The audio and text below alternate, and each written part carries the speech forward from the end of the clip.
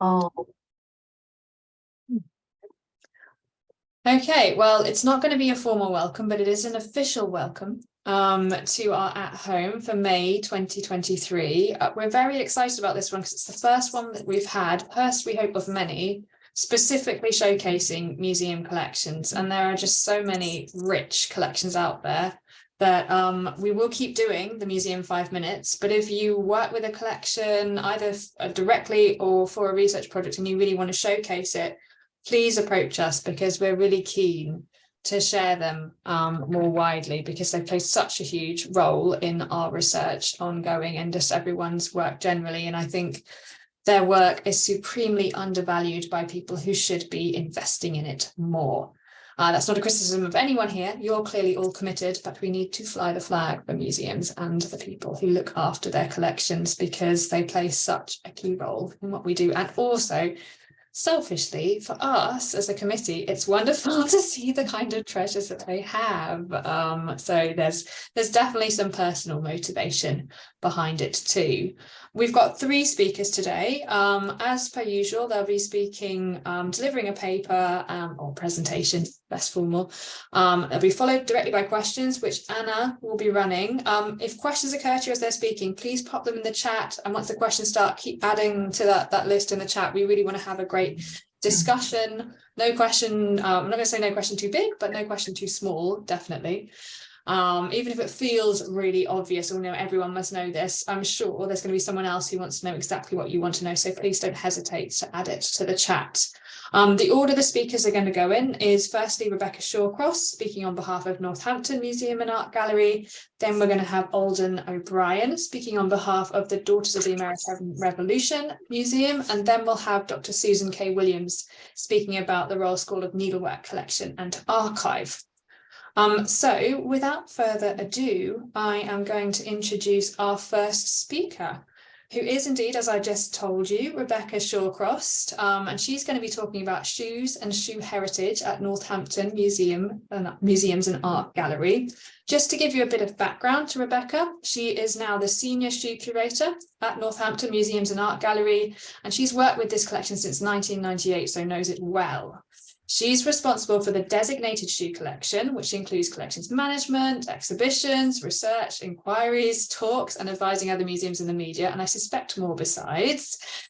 She has published various articles, but amongst them we've got I Stand Corrected, New Perspectives on Orthopedic Footwear, which was a research paper for rethinking disability representation in museums and gallery.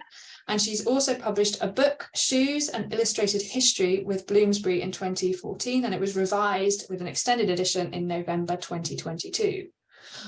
So I'm going to hand over to you. Great. Before we start, Veronica, there's a message in the chat saying that people cannot hear the audio. Host, you need to turn on the audio. My speakers are working. Okay. Is anyone else having trouble with audio? Can you guys all hear? I can hear perfectly. I haven't got. Yeah, unfortunately, it's going to be a user side issue, and the it best is.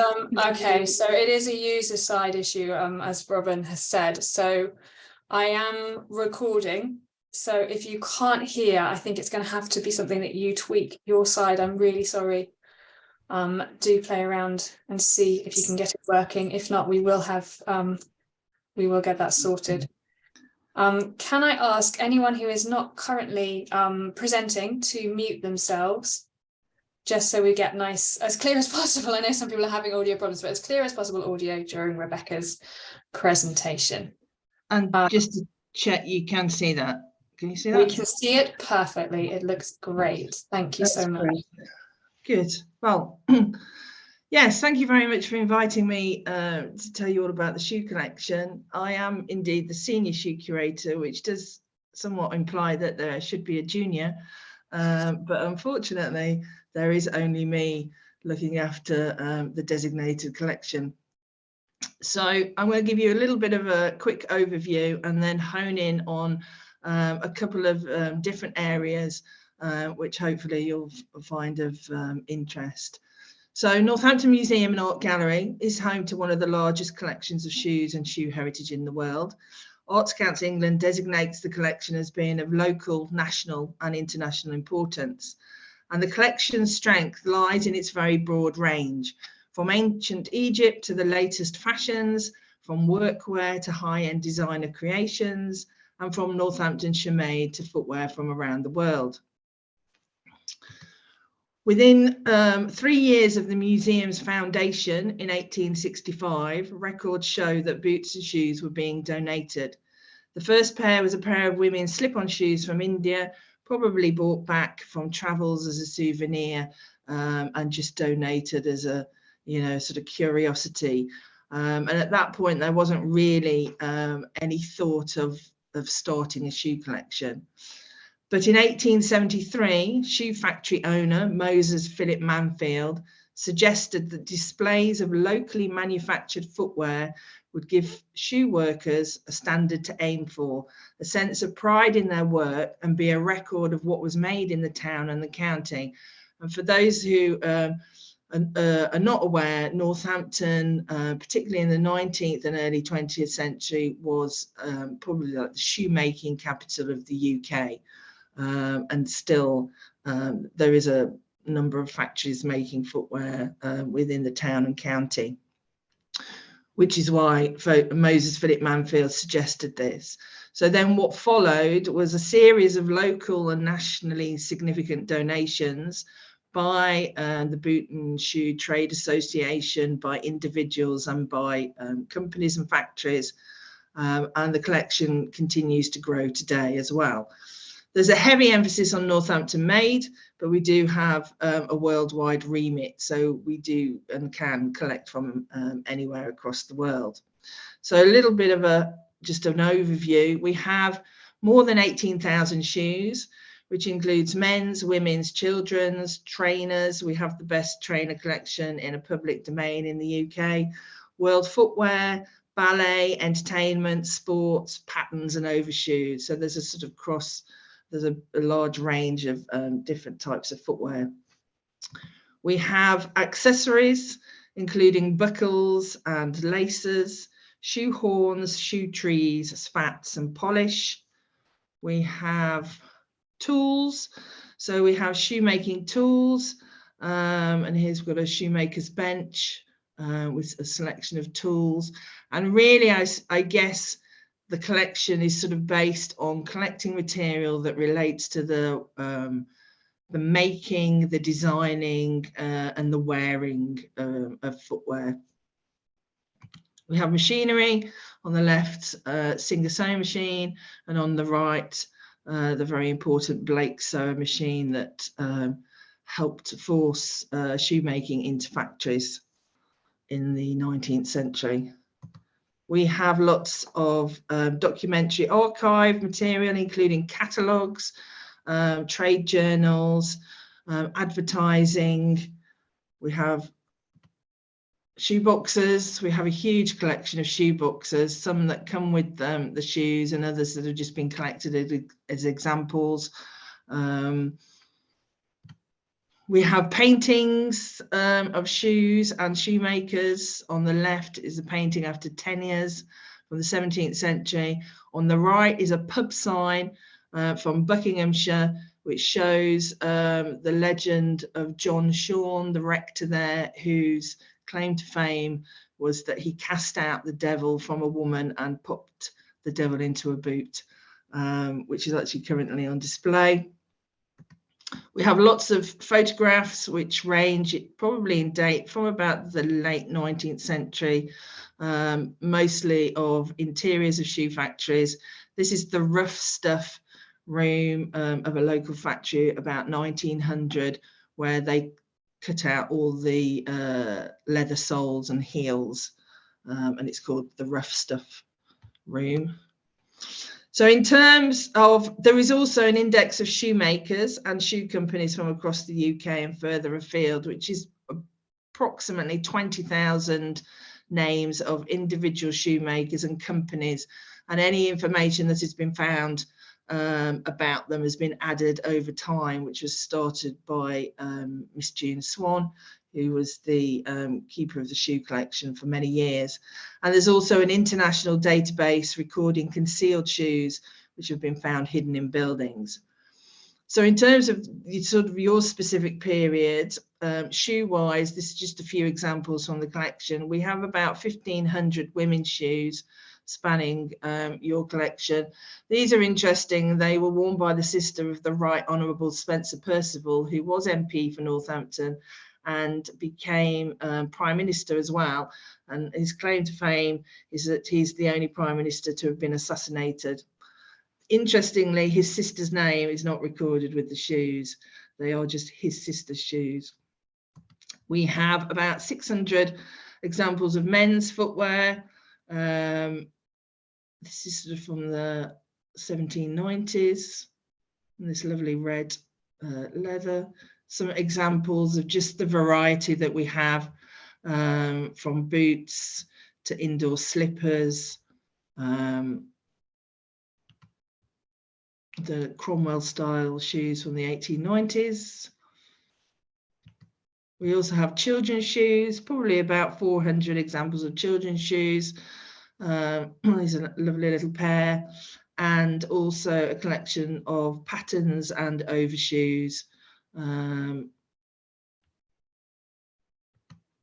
We also have a number of examples of shoes from the 1760s onwards that contain labels in them, which people have studied and find it very useful. And this information is on the Shoemakers Index, which can track as well where companies have been, when they've moved, the different information that you can gather from the labels at this point.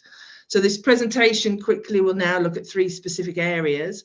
The first is exhibition and prize work.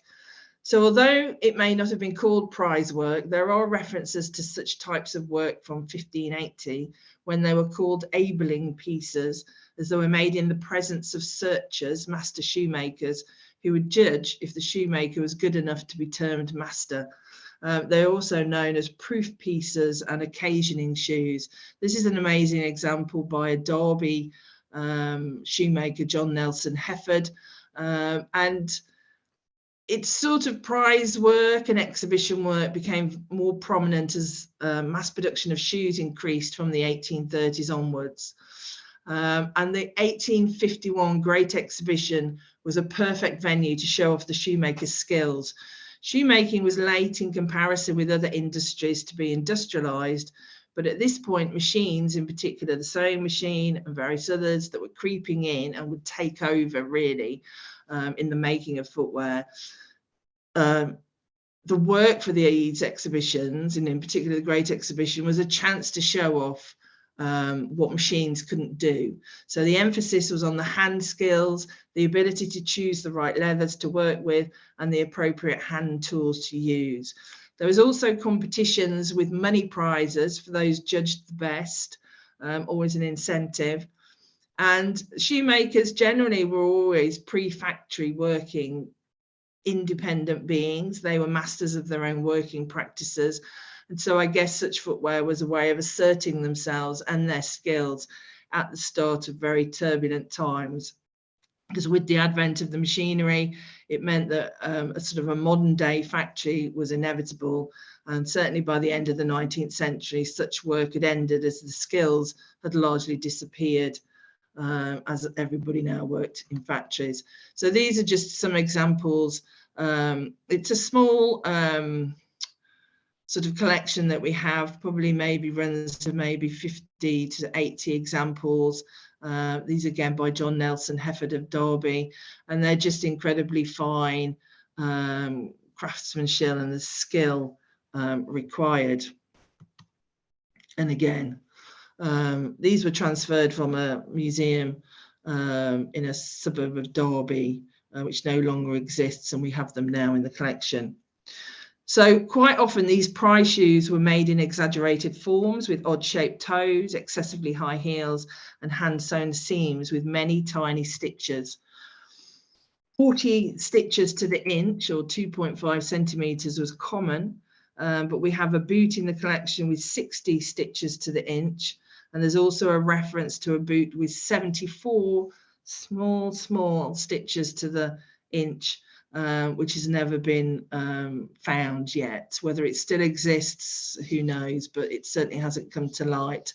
But they're just amazing shape-wise, but also showing off that skill and the whole getting those holes and sewing such tiny stitches without it all pulling. We do get a lot of shoemakers, in particular bespoke, who come and study these shoes as well. Prize footwear neatly segues into, I think actually, oh, there you go, sort of exaggerated.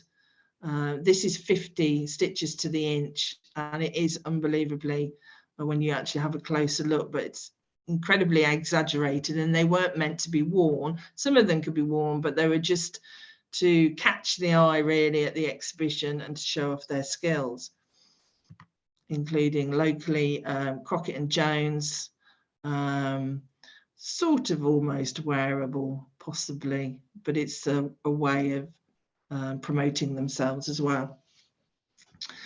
We do have a lot of boot and shoe trade journals within the paper archive, including their appalling photographs, but it gives you an idea. In 1869, the St Crispins shoe trade periodical began running competitions every year. The first had 3 prizes for a bespoke patent leather dress Wellington, a man's patent leather walking boot, and a woman's light dress boot with a particular heel. And these are the earliest periodicals that we have that run from about, well, from 1869 up until 1879.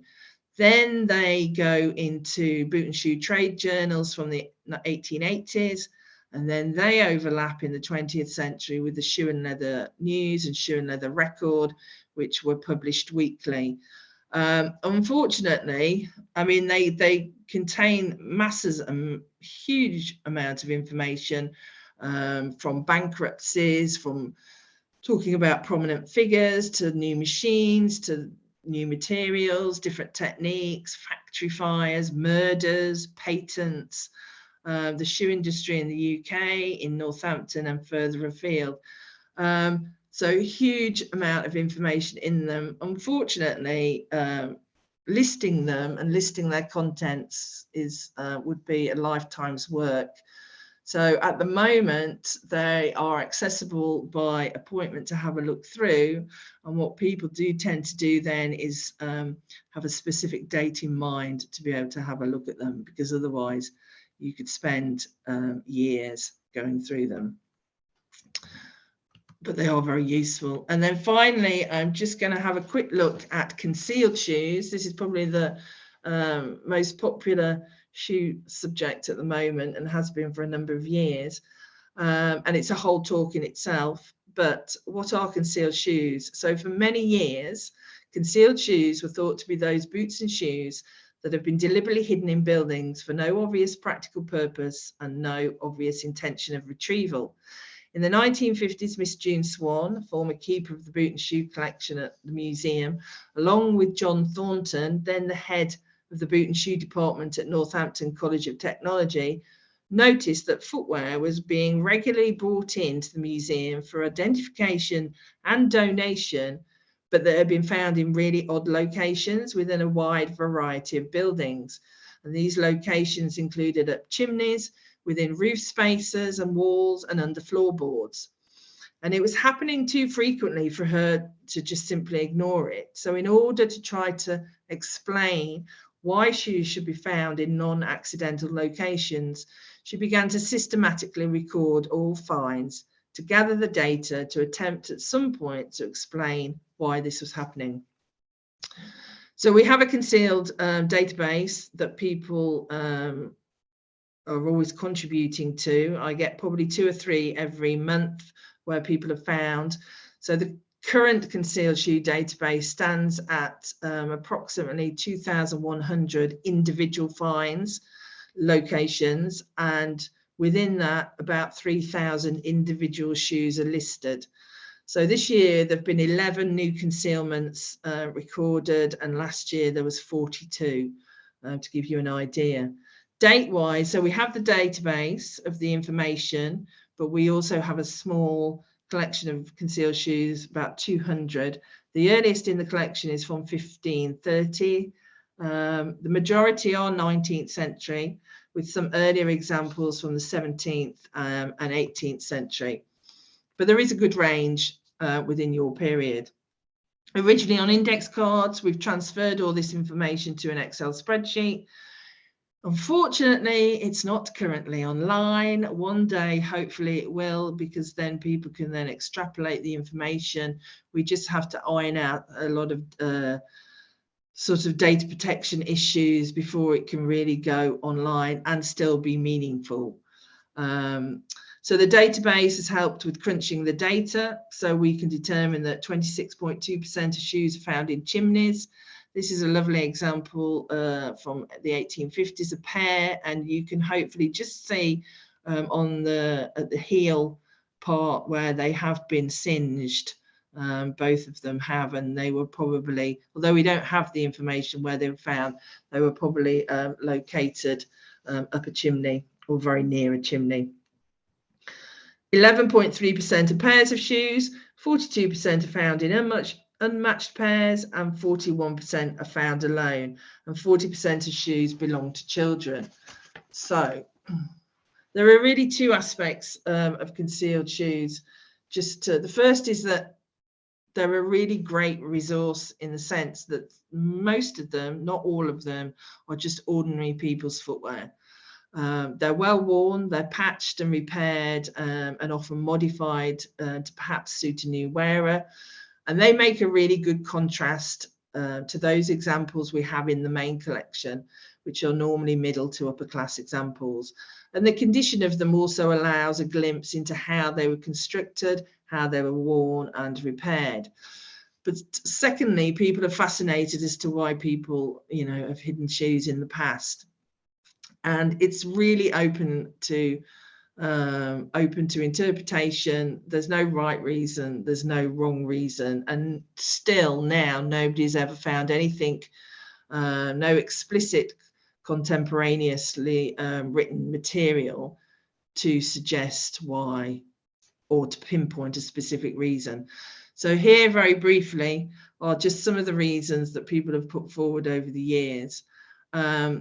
For many years, the most common theory was that as the shoes are always highly worn, as you can see in this picture, often patched and repaired, they act as apotropaic devices to protect the house and its occupants from malicious evil forces. The shoe is connected to the wearer of the house, maybe, extension of the wearer, and so the bad spirits that may want to come in will either attack the shoe rather than the person, or the shoe will trap the spirit. Other ideas include the belief that evil spirits did not like the smell of leather and that shoes were a lucky charm. 40% of shoes that are found are children's.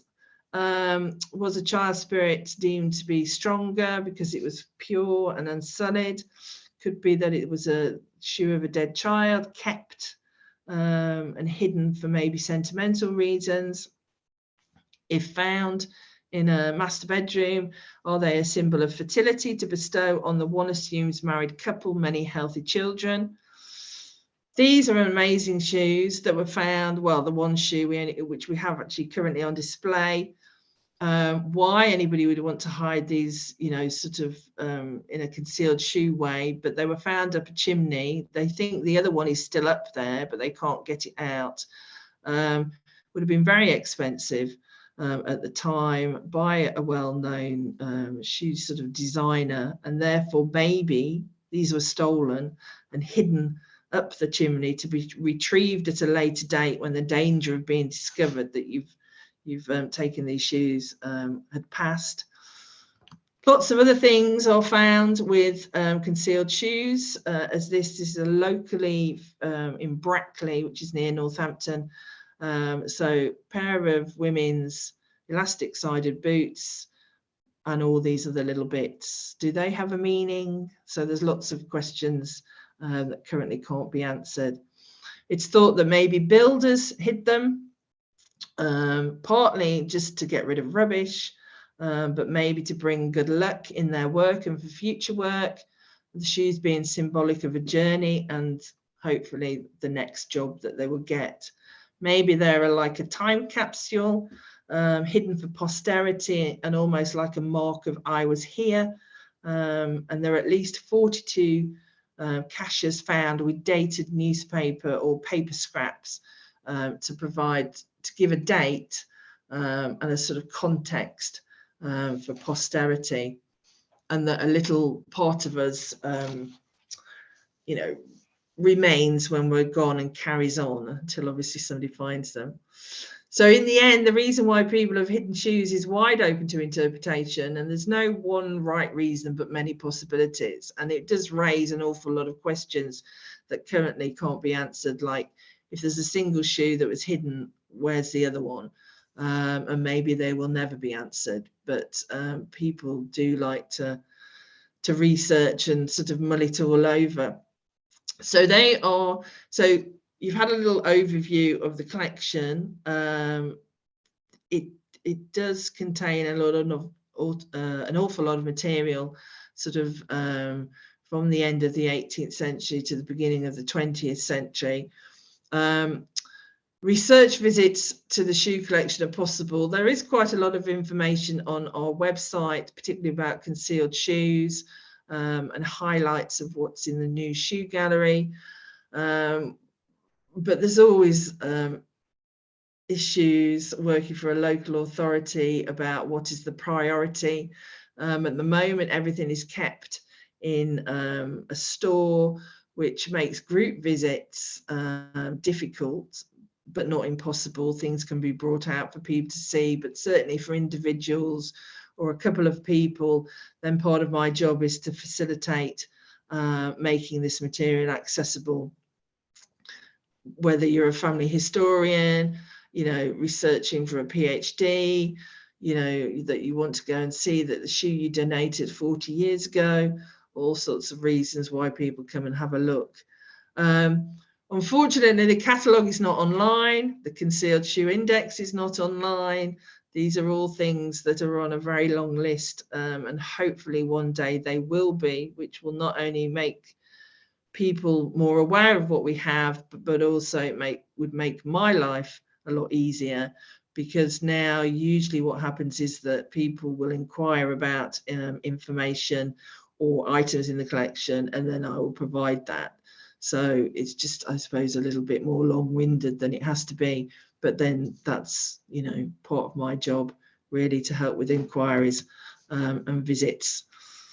So that's really just in a little nutshell, a little bit about the shoe collection and how it might relate to people's study on interests. So thank you very much. Thank you, Rebecca. That was fascinating. I'm going to hand over to Anna now, who's going to do some questions for you. But yes, wonderful introduction to a fascinating collection. Thank you so much. Yeah, that was absolutely fascinating, Rebecca. Thank you so much. So questions have come in, and the first one is from Ingrid. And I guess with a collection of this size, which you know so very well, you must have formed personal favourites along the journey. And Ingrid is asking, if you could save one pair of shoes in the case of a fire or a flood, which ones would you save? That is a really difficult question. So from a period point of view, then I really like the 18th century shoes, the women's, and 1920s. So it's like collectively. I do like the shoes that have a particular story with them. So, for example, there's a pair of shoes made in Kenya in the 1940s out of zebra skin, and the chap was stationed there and bought this pair for his wife, and brought them back when he came back after the sort of war ended, and they lived in, I think, Halifax. It was either Halifax or Hull. And so she really loved them, but she didn't really wear them very often. So it's that sort of the story behind the shoes I find interesting. But fundamentally, what I find the most interesting is when you get the call from the front desk that there's somebody here with a bag of shoes, and would you like to come and see it? And sometimes it's really disappointing. Sometimes it's the most exciting thing ever. So it's always that anticipation of what's popping up next. Surprises. Yes. So Veronica says it's really useful to learn about the distinction between exhibition footwear and footwear intended to be worn, especially as there are so many myths about 19th century shoes. And thank you very much for spotlighting makers and making. Lynn is asking, do you work with designers and makers to produce any replicas of some of your 19th century shoes? No, we haven't. No, I mean, we've had people who come in to look at them in great detail, where they're doing reproductions for, you know, like reenactments and things, but not to reproduce like a particular example of a pair, you know, that could then go on, you know, maybe to be produced in maybe a more commercial way. But yeah, we do have reenactors, but they don't tend to do 19th century so much. It's like Roman or medieval, or you know, sort of, yeah. So what's the earliest dated shoe you have in the collection? It's an Egyptian sandal from 300 years BC. Right. Which, to be honest, just looks like a woven flip-flop. It's just exactly the same. A woven flip-flop. So Emily is asking about the specifics of the new sewing machines, and she's referring to a slide you showed, right-hand pick. How was it specialized in order to move shoe manufacturing into factories, and what made it different from the more standard looking sewing machine on the left-hand side of the same page? So on the left-hand side is the Singer sewing machine, which first was introduced, but still people could use it at home. And Mr. Singer was very canny because you could hire them out on a weekly and monthly basis. And we have photos of where women in the home have them. So they weren't so bad, and they're just like they're just slightly more heavy duty. The one on the right, known as a Blake sewer, its function is to sew the upper of the shoe onto the sole, and they were just too expensive. They were too heavy to have at home. They needed power, and initially it was steam power that made them go. And so once this was introduced from America in the 1860s, then it was inevitable that you just couldn't, you know, use it at home, and that factories, certainly in Northampton, what you would call a modern factory where there are divisions and departments and people were doing specific things, sort of was the end of the 1850s onwards. And gradually people set up factories, and then other machines were developed as well. But it was those two. The Singer sewing machine started the sort of the journey, but the Blake sewer sort of really hit it home of going into factories. Specialized kit. Well, I think your talk about the concealed shoe conundrum has sparked a lot of people's imaginations and questions. Veronica has posted in the chat that there's a book chapter by Hilary Davidson which expands upon concealed shoes and the power of shoes in general. I mean, you ran through quite a few reasons why shoes could be concealed and who would have done the concealing, but I mean, what do you think? What do you think is the reason for this really odd phenomenon? I mean, does it happen in other countries, or is it a British thing? No, it happens in those countries where, so it happens in America, Canada, Australia, some European countries have got examples. I think it's probably certainly for American, Canada and Australia where probably it's been taken. So, you know, people have moved across there and they've taken it with them. I like to think that it probably they're probably not warding off maybe evil spirits, but they are very, very personal items, and it is a sort of way of almost like being remembered, that you, the little presence of you has gone into this house. I mean, I can see where other examples, you know, sometimes it's very difficult to know whether they've been deliberately hidden, but I do think because they're such personal items, and that you would only give them up when they got to a point where they were so well worn and they couldn't, you know, the end of their life, and that you know, they are just, so I veer towards that. And you know, remembrances. yes, and sort of just a way of, you know, a little marker of you were here. You know, when people, it's like when you discover under 6 layers of wallpaper somebody's written something, a little message. It's just that way of, you know, Personal touch. yes. I think we've got time for one more question, Anna, then we will have to move that's on. I'm such sorry. Lovely question so I far. know we may have to ask Rebecca if she minds going through the chat and sort of responding to some directly, just to keep things moving. Okay. Yeah. So, did shoe sizes get larger as the centuries passed? Are we getting bigger feet?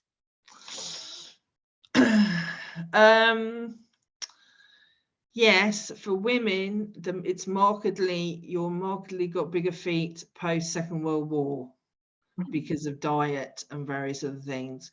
Men's sizes haven't really increased. They may have gone up a size, but they haven't really increased significantly. Women's have, but as with a lot of things, it's slightly skewed with, so when looking at 18th or even 19th century shoes, the ones that people keep aren't the big, you know, the big shoes.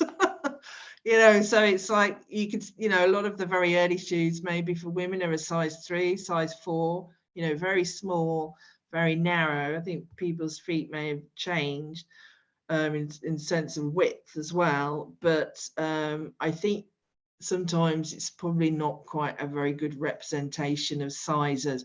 They have women's feet definitely have got bigger, and maybe, but it's more 20th century onwards. But what's left is yeah, we do have the odd, you know, reasonable size shoe, but they're very few and far between. Okay. Well, there are other questions, but as Veronica says, time up Sorry. on. I have to, I mean, I think we obviously need to come back to this another time, definitely. And it was, thank you again, Rebecca, really wonderful and really good actually to sort of end with something about remembering what survives, because we so often skew our idea of bodies in the past according to what we see in museum collections, and it can be very distorted. But I'm now going to move on to introduce Alden O'Brien, curator of costume and textiles at the Daughters of the American Revolution Museum, Washington. Her paper has a similar title. It's Daughters of the American Revolution Museum, Washington, not actually about the revolution, which I love. I'm just going to briefly introduce Alden. So Alden, who has spoken to us before on a fascinating paper, do look back at the recordings. She holds a master's degree in museum studies in costume and textiles from the Fashion Institute of Technology in New York. She is, as I've mentioned, curator of costumes and textiles at the DAR Museum. I'm presuming that's how you say it. DAR. We just say Yeah, I DAR. always say DAR, fine. It sounds better when you say it. She has curated numerous quilts and clothing exhibitions, and quilts are something we should definitely talk about at a future date. Her most recent exhibition being An Agreeable Tyrant, Fashion After the Revolution. So I'm going to hand over to you now, Alden, and we are looking forward to hearing more. Well, thanks so much for inviting me. And it was a pleasure speaking with you a while ago. And let's see if I can make this be, there we go.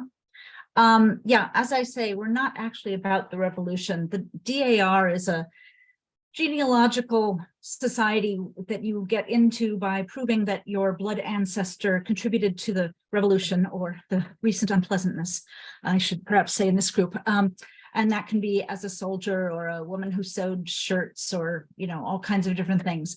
So that means they were founded in 1890 in the height of the sort of colonial revival, and aftermath of the centennial, and also problematically, a lot of the concern about the waves of new immigrants who didn't understand our sacred, traditions and blah, blah, blah. So they did a lot, and still do a lot of good work with volunteering for veterans and helping immigrants get citizenship and stuff. But what it means in terms of the museum is that most of the things over the last 125 years that we've existed have been donated by members, and they're usually things with family history. Now, the bonus of that is that we have a lot of things with provenance. The problem with that, of course, is that it's a very narrow demographic. So it tends to be Anglo-American. Much of it is East Coast just because of our location. It tends to be Protestant, white, Christian, et cetera, et cetera. So, and we don't collect into the 20th century. We're a decorative arts museum, so we have paintings and ceramics and glass and silver and pewter and a very few military things, and so on, as well as costume and textiles. And I'm also in charge of the dolls and toys. But what that means is that we as curators try very hard to diversify the collection going forward, and also as we do programming and exhibits to include more voices, and through loans, if not acquisitions, diversify the stories that we're telling. This is a view of our relatively newly renovated gallery. And you can see over on the left, there's a dress included in this particular exhibit. Sometimes I get to include dresses in the exhibit, as in now we have a portrait exhibit, but I've got 4 different garments in there that resemble things that are in the exhibit. We also have a study gallery, so that even when the gallery is closed for installing a new exhibit, we can see some things in my costume case. This one was a selection of summer and winter wear. I try to do an array of different time periods. Sometimes there's a theme, sometimes there isn't. But here you see a few of the things that we have. We also have drawers in the study gallery, 4 for textiles, where I put the samplers in needlework, and 4 for costume, where I put an array of accessories every time. And we have 2 quilt display cases, and we have a collection of over 300 quilts and what we call counterpanes. When we say coverlets, you say coverlets for 1 or 2 layer pieces. Coverlets to us are the woolen, cotton, woven, overshot, double weave, or fancy weave jacquard coverlets. But to us, we call these a counterpane, such as the one on the right. So we have this backlit case for white works, which are really quite wonderful. We have a lot of embroidered and quilted white works of the 1790 to 1830 period. And it really, you can really see the design when it's backlit like this. Here's an example of some geographical and other diversity. I'm sorry, I couldn't access a better shot of the one on the left, but I was able, 2 of the first needleworks I was able to acquire when I took over the samplers from our retiring curator just a few years ago. These are 2 Hawaiian samplers, which of course you can imagine are very rare because you had to wait for the American missionaries to arrive in 1820. And what's fun about this is that on the right, you have one made by the daughter of 2 of the missionaries. And on the left, you have one made in a missionary school by an indigenous Hawaiian girl named Maka. And it's got the Hawaiian alphabet and a Hawaiian phrase on it instead of a verse or a poem in English. So that's, to have them together tells an interesting story about the purposes of samplers. And I'll be talking about that in my exhibit next year. As I said, the benefit of having these things from donors is that we have a lot of things with provenance and family history. Of course, it always has to be checked. Sometimes they've got the wrong generation. There's a very strong tendency to say, oh, this belonged to my ancestor who was prominent in the Revolutionary War era, and that doesn't always hold out. But we have a very good genealogical library downstairs, which is how most people in America know of us, is through our genealogy resources. and the museum is undeservedly sort of the redheaded stepchild. But we can do a lot of the research to say, well, these stays are supposedly worn by Elizabeth Goodrich, I think her name was, in such and such Massachusetts in 1769. Well, you know, the look of the stays seems to work. Can we find Elizabeth Goodrich in such and such Massachusetts? Yes, look, she did get married in 1769 or whatever it was. I also love that she, after a few children, needed to put a little unboned extension piece in each side. But all these pieces here that you see, except I think the stays on the mannequin, have family provenance. So we can do research on that person and find out who that was. Also, I love the one on the right. It's a 1710s bizarre silk damask from China, which has been remade and remade and remade finally, you know, around 1810. And I dressed her as an older lady because I thought only a conservative older lady would be wearing this heavy silk in 1810-ish. And also, older women don't get represented nearly enough. I suspect that a lot that survives is from younger women. But the one on the left is also a woman who would have been in her 40s when she was wearing this wonderful block printed dress. But we are not restricted to collecting things from donors. We have an acquisition budget. This wonderful net dress I was able to get from a private collector when she decided she was tired of collecting costume. What does that even mean? But we were the beneficiary. And so this is pretty wonderful because it's one of those net dresses that you see in the fashion plates, but hardly ever in real life. So I'm pretty pleased with that one. It's probably English, but we know of at least 2 American provenance ones elsewhere. One is at Williamsburg. So I felt justified. What we collect has to be known to be something that was worn or made or used in America. So if I can't say, oh yes, this is the kind of garment that would have been made in America, then I shouldn't be taking it. We have a number of Quaker things. This is just an example of some of our 20th century things. We have a group of things from one particular Quaker family in Philadelphia, some of whom moved to Michigan in the 1830s. We have some children's things. I tend to be focusing on some of the early stuff. We are stronger in the early stuff because the initial purpose was to collect things only up until 1840. So in the 30 plus years that I've been here, I've been pushing that because we don't have that sort of random old, you know, antique collectors cutoff of, oh, everything after 1840 is bastardized. It might have machine made, whatever, you know, that's sort of a brown furniture judgment about the value of antiques that I think is completely irrelevant. We still don't collect much into the 20th century, but, you know, I felt that at least I could collect to, you know, 1910 or 20-ish. We have something for the fellas. The coat on the left was in Agreeable Tyrant. It was really moth-ridden. It's one of the earliest things we got. It has an accession number of 81. When they first cataloged, they started with object number 1 and kept counting. So object number 81 is obviously very, very old. And it has a history of having been worn supposedly by the signer of the Declaration of Independence, Charles Carroll. Well, so sorry, but no, this was not worn to sign the Declaration of Independence. So this is the kind of messed up provenance we sometimes get, but we're thrilled to have it. It's a beautiful example of a tailored coat of just after 1800, which for us is reasonably early. Here are 2 examples of things that are nicely paired with some of the portraits in our exhibit. The one on the right, I used an Agreeable Tyrant, and I used this portrait to go with it. And on the left, this pair is currently in the portrait exhibit. It's kind of wonderful how well this wedding dress pairs with this portrait. A lot of stories that come with things. We don't know who wore this nursing garment in the middle, but it's kind of wonderful to have this.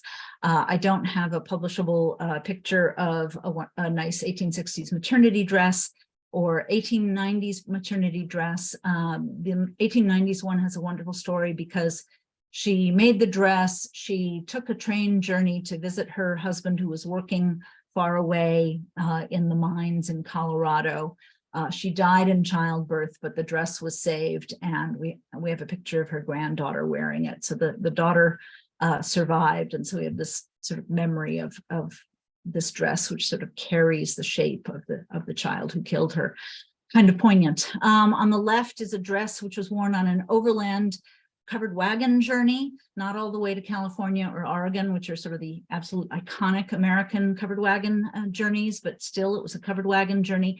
And it was saved because she wore it every single damn day on the journey. And she was so damn sick of that dress. She didn't want to look at it again. And she couldn't throw it away, but she didn't even want to cut it into rags or anything else. And so she packed it at the bottom of the chest, and that's why it survived. And lucky us. So we do have some work dresses, ordinary things.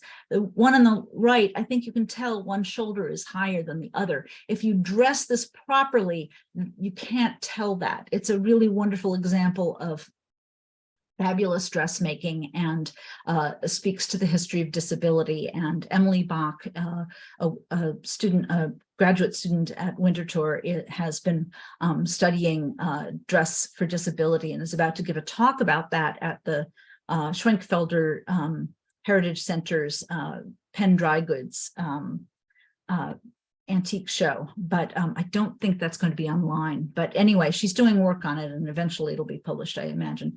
This is from a long ago exhibit of mine in 2012. It just shows a whole timeline of late 19th, early 20th century dresses that I put there, and that's my great granny in the big leg of mutton sleeves in the photograph back there. I loved kind of showing her in there, but boy, did she have sleeves. So this just gives you a sense of some of the things we have. Very little couture, very much the ordinary middle class stuff, but you know, that's just kind of great to have as well. Ordinary people. On the left, this cotton dress is excuse me, is from about 1805, and it's one of that Quaker family. And I dressed her and put her in our kitchen period room for Agreeable Tyrant. The gallery was being renovated, so everything was displayed in the period rooms, which kind of was fun to see dresses in their natural habitat. A lot of stockings, both silk and very much homespun. If you read American Diaries, women are constantly saying, I was knitting, I was knitting, I was knitting. The diarist that I presented on for this group a couple of years ago is always talking about knitting, and it's always in tandem with the spinning. And she's spinning a lot of linen and tow and cotton for making stockings. And these wonderful mitts, which don't have a history, I bought them, but you can see they've been cut down from green silk stockings. And I just love that, you know, somebody remade these and bound them in silk, and they were really fashionable for her. They were her favorite thing. We have a number of things online. I just chose to show this dress that I love so much. I try to do interior pictures so you can see construction and details, and usually I have a back view. I don't know why I didn't manage that this time. And I try to do a fairly thorough description and a description of the family history if it's known. I don't know if you all have these. This is a very American thing. We have these 18th century pocket books in flame stitch, Irish stitch, whatever you want to call them. And we have a whole bunch of these, and a lot of them have the name and a date. So I'm pretty crazy about these. I just recently patterned one of the simpler ones. In fact, I think it may be the one at upper right, and made a copy of the design. And now I don't know what to do with it. This also may be a very American thing, specifically very much a New England thing. These embroidered, white work embroidered or inked little reticules of the early 19th century. And you've got a little Gothic sort of scene up there on one of them, and you've got just a little monogram on one of them. That's another of the Quaker families. And then the one at the top and the one at 4 o'clock have little verses and names. And these were exchanged by schoolgirls as gifts of friendship. And all of the ones with known provenance seem to be from New England. It's just kind of a very local thing, but it's just so wonderful. And the one at the bottom, of course, is just the classic iconic shape you see in fashion plate after fashion plate after fashion plate of the 90s into the teens. Sometimes we know the makers. Here's some shoes for you, Rebecca. It was said to have been made by Abel Alley in Lynn, Massachusetts. Lynn, of course, was a very early center of shoemaking. I should really retake this photograph because we have since stuffed out the shoe on the right to make it less crumpled like that.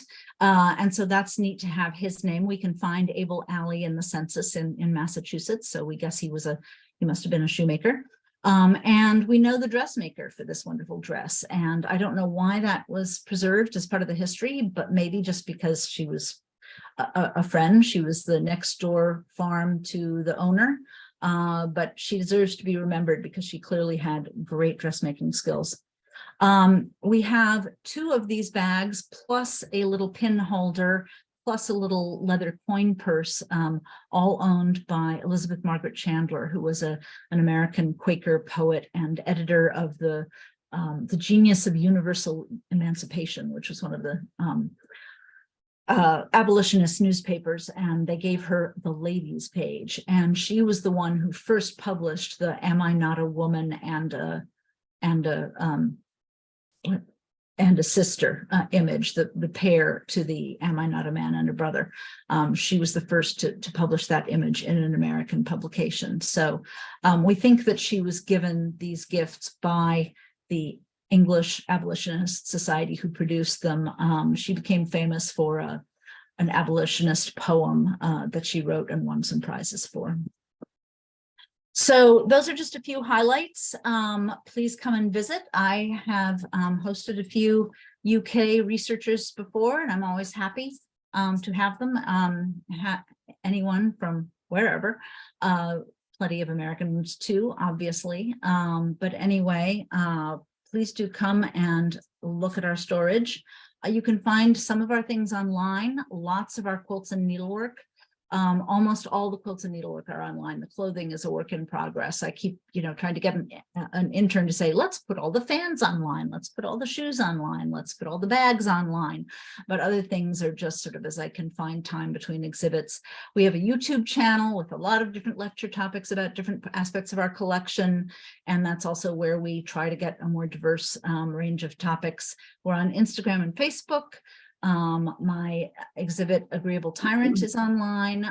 The quilts are also on the Quilt Index, quiltindex.org, and a selection of our needleworks are at the Sampler Archive, which is a wonderful, and those 2 last items are wonderful websites if you're interested in those objects, databases with many, many different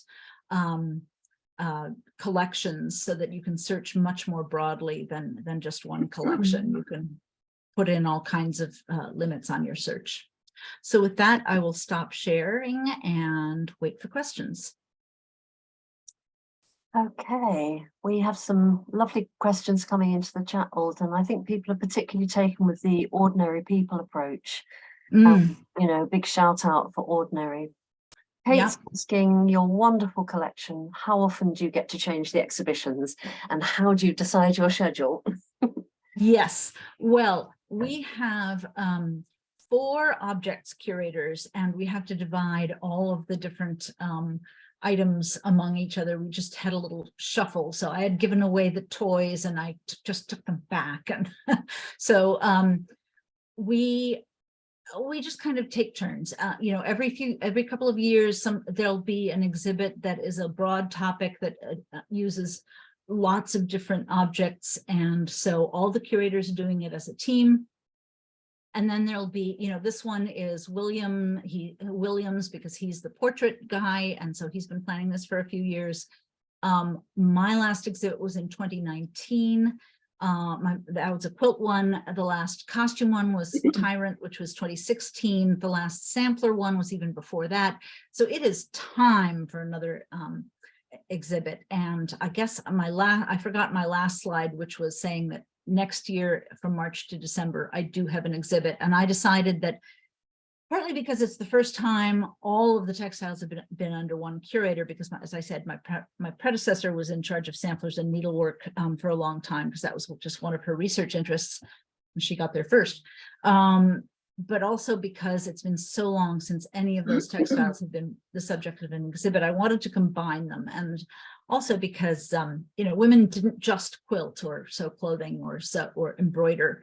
They didn't just make a sampler and then never use their sewing skills. So I want to look at women sewing and what a large part of their lives that was, and how women use their needles as a way to express themselves. And so my exhibit. I think the title is, we have to have a final decision on this. We keep trying to brainstorm on a title, but I think the title is going to be something like Sewn in America, Methods, Meaning, and Memory, 1700 to Today. So that's going to be fairly exciting. So how do we decide? We just kind of take turns and we sort of say, well, it's kind of time for Patrick to claim a spot. We have one exhibit a year. We used to have 2 a year, but for budget reasons, we stretched it out. But that's why the study gallery is great, because I changed the clothing and the textiles in there. I changed the clothing every 6 months because they're exposed to the air, and the quilts as well. They're exposed to light. The drawers get changed once a year because they're not really exposed. So I can change them once a year. So we change them as about that often. Fascinating. Long answer. Sorry, I rambled. No, great answer. Thank you so much for elaborating. So Ingrid's saying this whole thing about provenance seems to be very thorny. How do you establish truth and provenance? Do you have a set of questions you ask? Do you ask for family trees? How do you drill down? Yeah, that's a really good question. And of course, part of it is going back and retroactively looking at what the donor said, like this was worn by her great aunt. Did nobody ask who the great aunt was? Now I have to do the family tree to figure out how many great aunts she had. We have a quilt that said this was made by Ethan Allen's niece. Well, Ethan Allen was some big famous revolutionary guy. I forget, was he a traitor? Was he a spy? Was he, I can't even remember what side he was on. He had something like eight siblings, and his wife had 10 or something. I mean, how many nieces did the man have?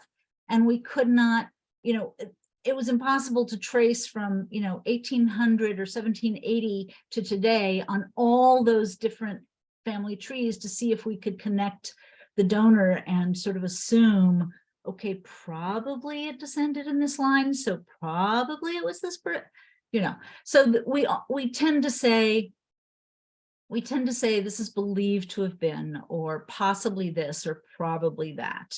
If it says these stays were worn by this person in this town in Massachusetts in 1769, and the donor was a granddaughter or great granddaughter, and we can find the marriage record and the stays match the style of 1769, then I'm willing to believe these stays were done that. Technically, we can't prove it, of course.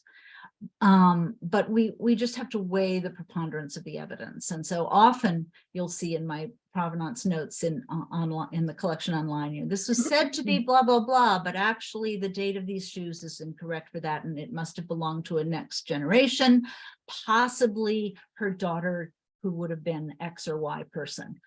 We have a wonderful purple velvet Spencer, which is in the Agreeable Tyrant online catalog. Gorgeous, gorgeous purple velvet Spencer, with the Renaissance sleeves and the military style cording. And, this was worn by Abigail Adams. Probably not. In 1818, the year of her death, when she was probably quite matronly, and this has hardly any bust, probably her granddaughter, but it did come down in the family. And we have Thomas Jefferson's this and that. Well, it was donated by his great niece, and it has his initials on it. So I'm willing to believe it. You just have to weigh all the different factors and clues about whose hands it passed through and whether the date of the object supports it. Amazing.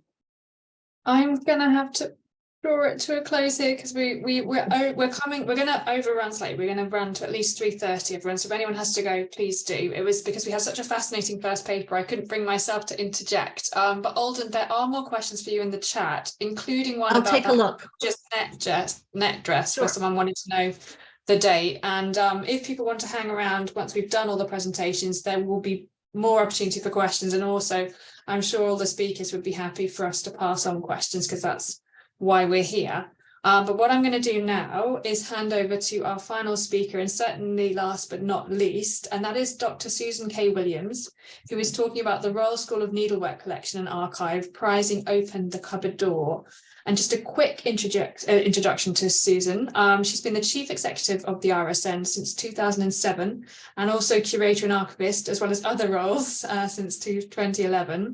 During this time, she's curated a number of exhibitions from the collection, including The Embroidered Garden, Worship and Glory on Ecclesiastical Embroidery, Embellishment in Fashion, The Embroidered Home, Stitches International, and A Girl's Education in Stitch, which is on until end of May 2023, hopefully. Still a bit of time to catch that one. Not quite.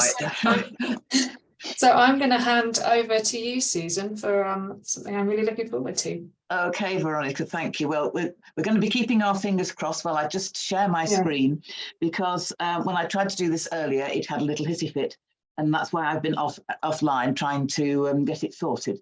But let's just see. There we go. Hopefully you can see that. Yes, good. Everything I am about to show you is still hidden away. However, I am delighted to be able to tell you that as of the 1st of June, we will have a team of 2 starting, whose role is to commence our digitisation project on the collection, which I hope ultimately will get to be all of it, and the archive, which will only ever be a portion of it. But we have been fundraising for this for a very long time, and I'm delighted that we're absolutely on the cusp of being able to get it started. And the first thing that we will do, beyond the basics of sorting out the software we'll use and deciding on all the nomenclature which we will use for describing the embroideries, etc., it will be to put 100 objects up from both the collection and the archive, just to give a flavour of what we have, because it is extensive and very varied. Our principle is we've only ever purchased, that I'm aware of, 1 item of any significance, and that's a full panel screen, which was purchased, I think, around 2007, because we had made it and it came up for auction. But everything else has been given, and that makes it a very eclectic collection.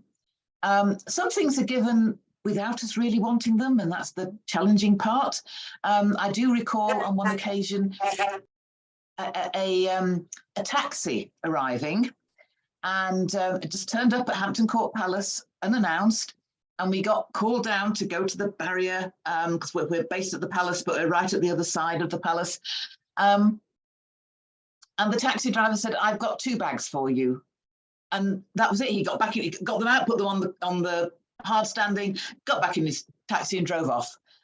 The 2 bags were absolutely filled with hand embroidered tablecloths and tray covers and all sorts of things. And it was just as we were about to open the Embroidered Home exhibition.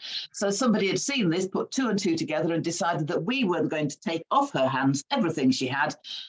And I have no name, nothing to know where they'd come from, no provenance at all. And I'm afraid that's the sort of the way for most of our things. Even if we know who's actually given it to us, they may know very little about where it has come from. But I thought, as we have actually got something that starts at the beginning of your official period, 1789, I would bring that out to start with. Because, again, it's... For larger items beyond samplers, it's rare for things to be dated and or given the names or initials for embroidery. And that's just kind of common practice. But also from the RSN's point of view, we were founded in 1872 with a couple of basic principles. One about maintaining a technique, but an art form that had fallen into disuse, and you'll see why in a moment, and that we wanted to bring all the different techniques of hand embroidery back to the fore. But the other part of it was to offer suitable opportunities for making a wage, so suitable employment for women, educated middle-class women, but who would otherwise have been destitute. So that was a very important part.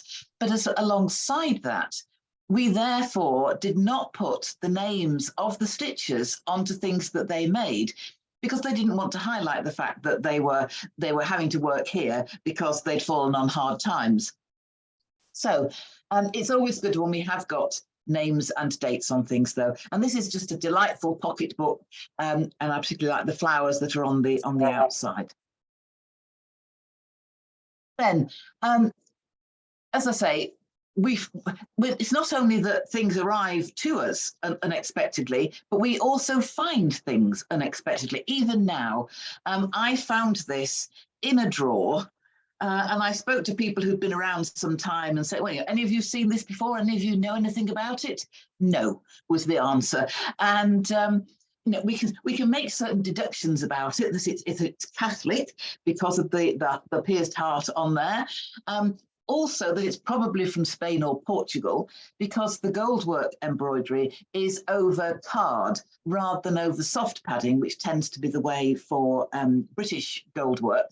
But rather unusually, it's on a felt background, and I'm pretty darn sure that it was not made and to this size and dimension, that it's been mounted onto this at some time later.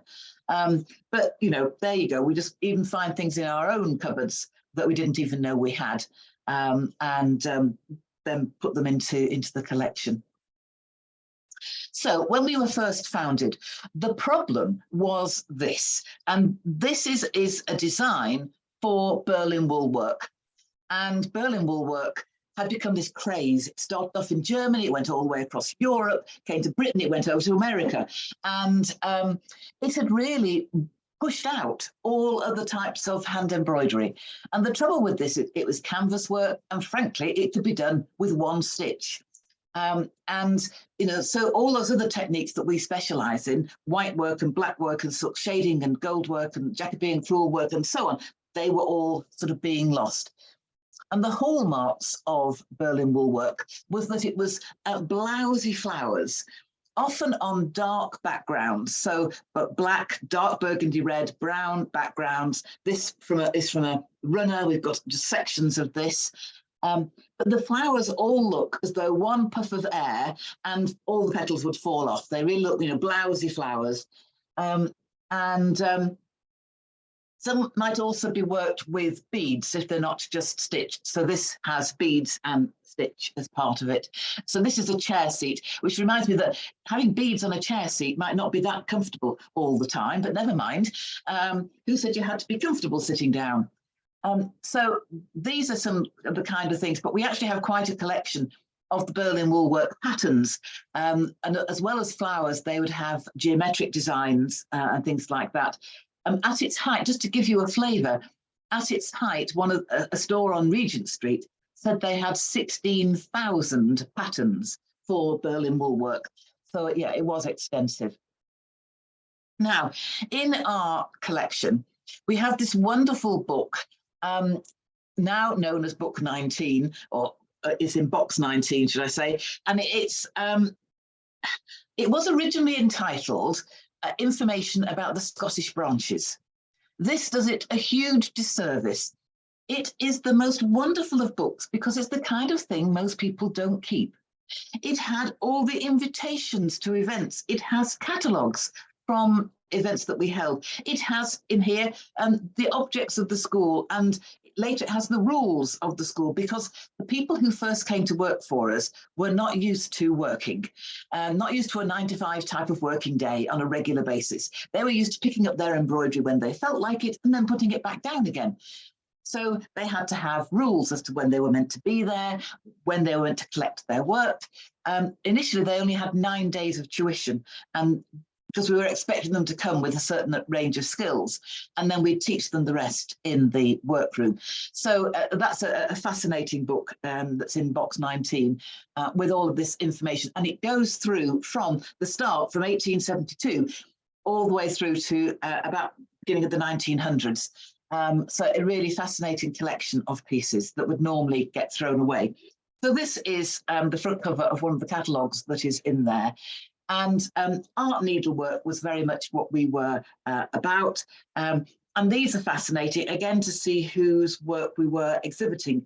So it would be work that was made up by the RSN team, but It might be designed by William Morris, Walter Crane, Edward Burne-Jones, and many others that we worked with. But we didn't just have male designers as well. We worked with people like Gertrude Jekyll, and we had our own paint and design room, and they were mostly female and made lots of different designs. This is based on a design by Walter Crane. You can generally see that because his female faces tend not to be really female. Rumour goes that his wife would not allow women in his study, so in his studio, so he had to use men as his models. And the other key things that we like to see, we published a handbook of embroidery in 1880, and we still do all the stitches exactly the same except for one, and that's only slightly different. But the way that we operated, the way that we worked is still the same. And on the right-hand side, you can see here, 4 people working at a slate frame on a trestle. And one hand is on the top and one hand would be underneath.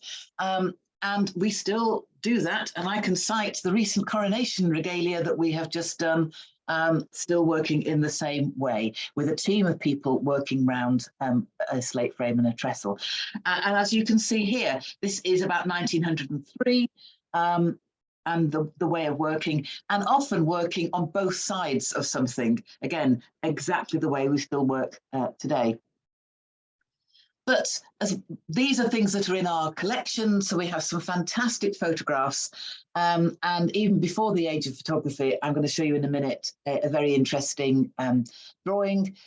But we also advertised, and these are from the Queen magazine. And again, we have these in the archive, showing the variety of things that we could embroider. Frankly, we could embroider anything, from a 4-panel screen, which was de rigueur in the 4th quarter of the 19th century, through to blotter covers, a Bradshaw cover, for those of you who know your railway timetables, and all kinds of curtains and hangings and all sorts of things, through to that newfangled game of lawn tennis, where we could embroider you a lawn tennis apron. Dirty game, of course, you needed an apron to wear on top, and a tennis pocket, which you could tie around your waist and put your tennis balls in, and we could embroider that as well. So this is a Walter Crane. We only today have the designs remaining, and they are 4 separate panels, which is why you've got them looking at 4 separate things here. We do know of an example that exists in the UK. We believe there's also an example in America, but we don't know where it is. So fascinating to see. And we actually have the design panels on display at the Fashion and Textile Museum for our 150th anniversary last year rather. And then, sorry, I've skipped on in my enthusiasm. Just go back one. And this, again, we just have the design panels on the left-hand side, Salve and Varley, but these were originally made for the Philadelphia Centennial Exhibition in 1876. We went international very early. So we'd only been founded in 1872, but we exhibited with a huge tent sort of structure, of which this was one side of it in America in 1876. And Selwyn Image, the most impossible man to look up on the internet with a surname of Image. But this is the screen. This is the one piece that was bought, I think, back in about 2007, and has the design by Selwyn Image on this side, and the design by Nellie Wichlow, who's the head of the paint room, on the other side. And as I say, we have wonderful designs by Walter Crane, many of which people don't know that we have. So any book that's been published, particularly on Crane or Burne-Jones, in fact, I don't think there is much on Selwyn Image, but they're incomplete because no one came and asked us what designs we have. And these are pieces by Burne-Jones. But we do have some finished pieces. This is Selwyn Image. It is an interesting 19th century cushion cover based on a 17th century design and concept. So the motifs, the pea pods, very 17th century. Oh, I had that. And someone was mentioning quilts earlier. So as I was having to redo my presentation, the other frustrating thing that we have is that because this is an inherited collection in many ways, we have objects in the collection which have no embroidery whatsoever. And we have about a dozen quilts, of which this is one of them. And to me, frankly, the most interesting thing is the back, because you can, it's incomplete, and you can see all the little bits of paper that have been put in. And, you know, this would be a fantastic study for someone. Some of them have got stamps on, so you can actually sort of see what date it is, or it's got a postmark. And just some of them are newspaper, so you could certainly do research and find out when they were. You know, it's far more fascinating from this side to look at the social history of the pieces of paper that they've included, to me, rather than the outside. But interesting that we have it in our collection. Now, we have to have a few things royal, given that we've just had the coronation and that we made 9 objects for the coronation. And when I first arrived, this was the only thing that we had that really said we'd had a connection with the 1902 exhibition. But then it's the exhibition following the coronation in 1902, when we put the robes on display at the RSN, and we profited from it as well, because it went towards the new building which opened in 1903. But then back in 2011, I went to see a life friend who had a piece that we had made, and she wanted to give it back to us while she still could. And that was greatly accepted. It was a very nice piece, again from the early 1900s. And then she disappeared and reappeared with this little pot. And I opened the lid, and inside it says, "Cuttings of the coronation robes of Edward VII and Queen Alexandra, worked by Rosina Smith in 1902. And, you know, just fantastic, because that really helped me. And I then went and did a lot more research, and we worked on the mantle, we worked on various other elements, and we worked on the canopy. And then last year, about November, I got an email from an auction house in New York saying that this had come up. And this is William Hatherall and a drawing that he did, which was for the Illustrated London News for 1902, again for the coronation of Edward VII. And I was actually going to buy it, but then discovered it was going to cost me something like 5 times as much as the bid price to actually pay for it to be shipped over, at which time I kind of had to withdraw. But then a very kind donor bought it and did find a cheaper way to have it shipped over. But just fantastic. And I love those faces. They look just, it really makes me feel, you know, this is our heritage. These are people who are at the RSN, and she's working there on the canopy, which of course was replaced by the screen this time. But the canopy from 1902 was then reused in 1911 as well. And 1937, I know it's slightly outside your time, but I couldn't resist this. Somebody arrived saying that they were bringing 2 pieces of paper. You know, how excited am I meant to get over 2 pieces of paper? Well, I should have got excited, because one of them was the certificate of Miss Ruby Essam from 1916. She joined in 1913, qualified in 1916, went straight into the workroom and retired in 1976. So probably our longest serving person. And the second piece of paper was this, which was the entire list of all the things that we did for the 1937 coronation. The top half is listed out there, and then the next little bit, it talks about the super tunica, which had been made for George IV, which George V had worn. George VI was re-wearing, needed a bit of TLC, and it came back to the RSN. And then it's just been worn again by the king, and the RSN gave it a little bit of TLC just before it was used as well. And here is the picture of us actually working on the Queen Mother's coronation robe of the state. Again, slightly out of the time, but just gives you an idea, again, of our way of working and that collective way. We have fantastic things in the collection that link to embroidery from other cultures. So from India, a number of peacock pieces, not surprising really, because that's their national bird. But we also have some fantastic pieces to show just the scale on which embroidery is done. So this is a close-up of some Indian embroidery, and this is more like its actual size. It's tiny, to really give you a sense of the skill level of the embroiderers here. And we have this fantastic Japanese piece. This is about 7 foot by 6 foot. I mean, it's huge. It's really a huge piece. As a whole, it's really hard to photograph it and to get a sense of it. So let me give you a close-up, which gives you much more of the sense of this fantastic work, probably made in the 3rd quarter of the 19th century in Japan, and probably given as a royal gift in the beginning of the 20th century, and possibly came to us via Queen Mary. All of these things are slightly unknown. And even though we have tried to take it down and look inside it, there's no maker's marks or anything like that. And then for any North American folk, we have this, which is probably from what is today Canada. But originally, I thought this was porcupine hair, but we've now had somebody look at it and say, no, not porcupine, it's probably stitched with moose hair, which is even more fascinating. So we, of course, have lots of things like samplers in the collection and some amazing ones. I love a map sampler personally.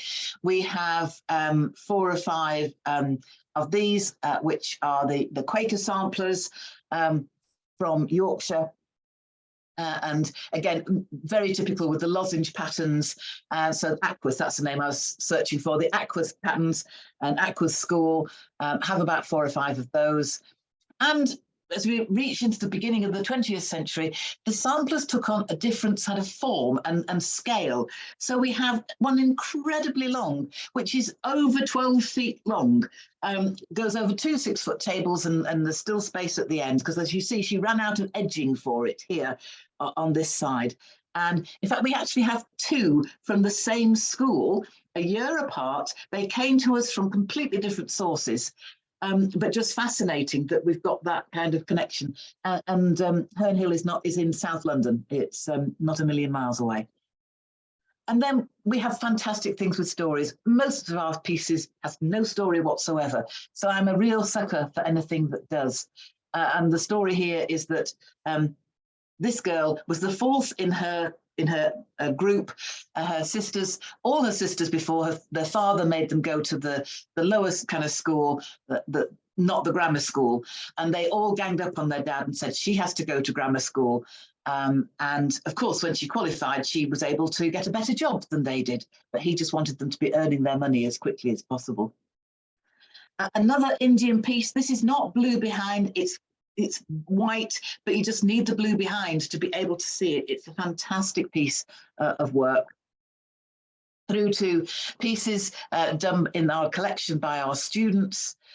So this is surface white work. But I'm going to end with this because sometimes you just have, it takes you a nanosecond to accept something into the collection. And here you are looking at the back of a piece.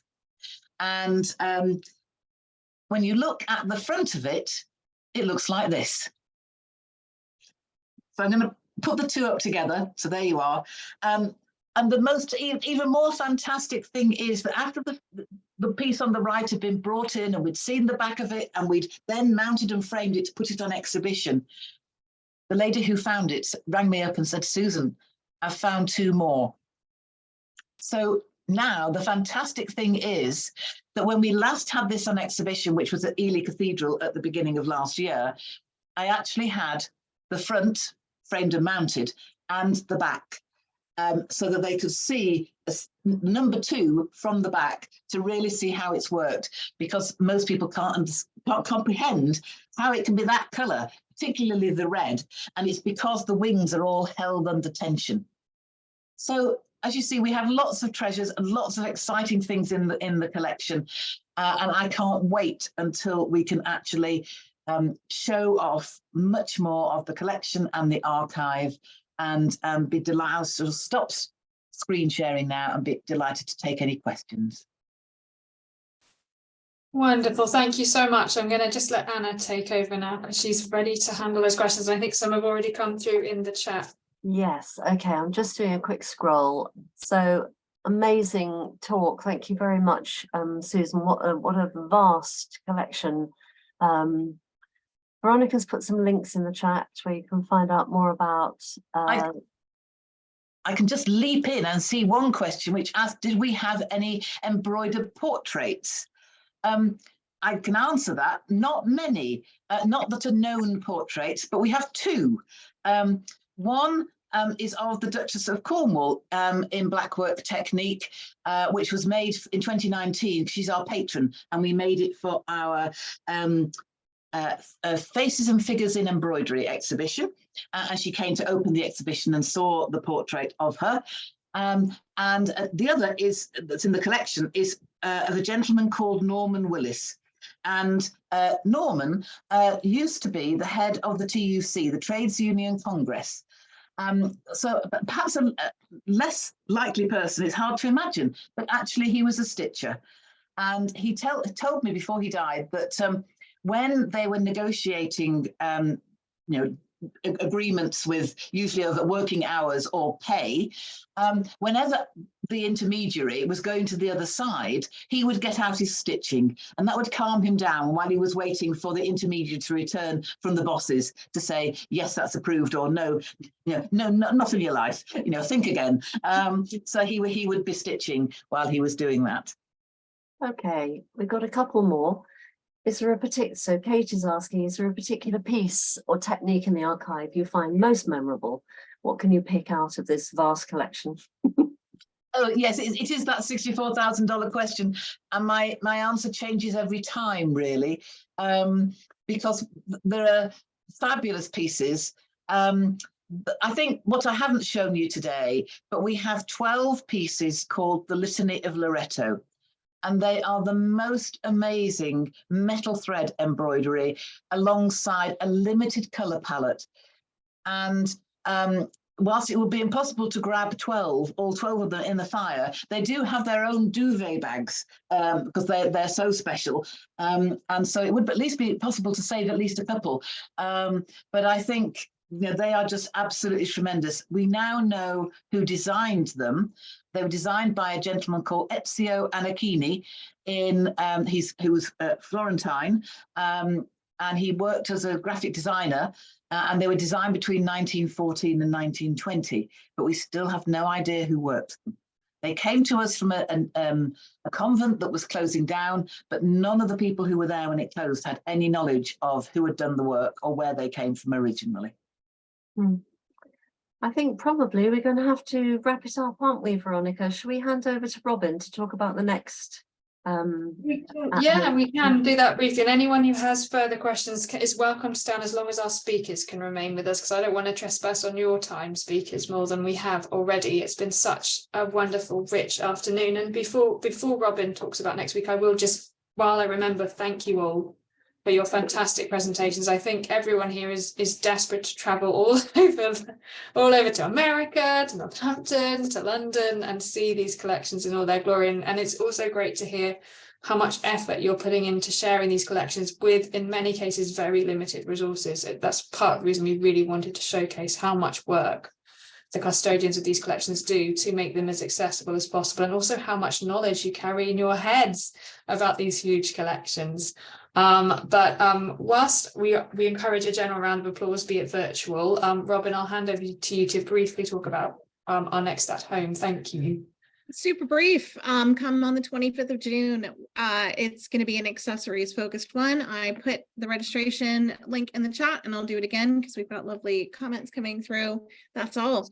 There's no program there yet. It'll go up. We just felt bad that we got this one out so late. I figured I'd do a quick and dirty registration and get this one out early. But the information isn't fully on there yet, like for the speakers. So Yeah, we do have that'd be a speakers. teaser. booked in, We do but, have speakers lined up. We just don't have their bios and all that kind of Yeah, good stuff. It's So I coming just together very swiftly, and they are all excellent. And there are some nice links to some of the themes that have come through today as well to look forward to. Oh, and I also want to say, if you want to do a presentation about your work, even if you've spoken with us before, because we have been doing this for a while now, please drop us a note. We want to hear from you and the kinds of things you're working on. You do not have to be some kind of like venerable seasoned academic. I don't think anyone in this room thinks they are. Even though they might deserve it. Please do. We want to hear from all stages, all kinds of careers, makers, traditional, non-traditional, hybrid, all the things. Drop us a message. We want to hear from you. Definitely. Thank you for mentioning that, Robin. Yes, we're always eager to hear what people are up to and to share research joy. Okay, well, the formal part of today is over. Thank you one final time to our speakers. As I say, we just couldn't have done it without you, and it's been a wonderful afternoon, which is why we have run over time. I'm going to stop recording now.